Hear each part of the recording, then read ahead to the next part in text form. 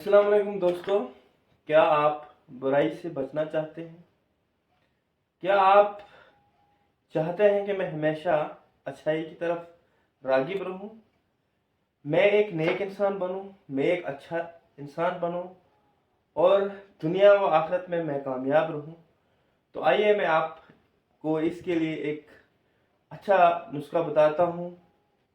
शायद आपने पढ़ा होगा कि अल्लाह ताला ने कुरान में फरमाया है, बेशक नमाज बेहयाई और बुराई से रोकती है।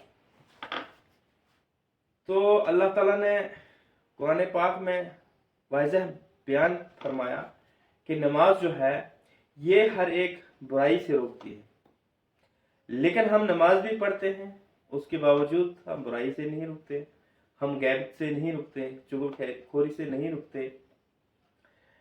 हमारी सारी जो सुबह शाम जिंदगी है वो गुनाहों में कटती है। आखिर क्यों? फिर ये नमाज जो है बुराई से रोकती क्यों नहीं?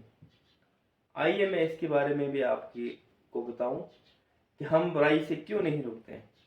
दोस्तों, दरअसल बात ऐसे है कि हम जब भी नमाज पढ़ते हैं उससे पहले हमें वुज़ू करना होता है, और जब हम वुज़ू करते हैं तो हमें वुज़ू के जो अरकान हैं वो मालूम नहीं होते, और हमारा वुज़ू जो है सही तरीके से नहीं होता।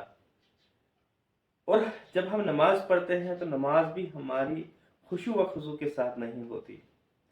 जब हम दिल के साथ नमाज अदा करेंगे या अच्छी तरह वुज़ू करेंगे, अच्छे अरकान के साथ वुज़ू करेंगे, तो फिर अल्लाह की बारगाह में हाजिर हो जाएंगे और अपना पूरा मन जो है, अपना पूरा ख्याल जो है दुनिया को छोड़कर अल्लाह की बारगाह में रखेंगे।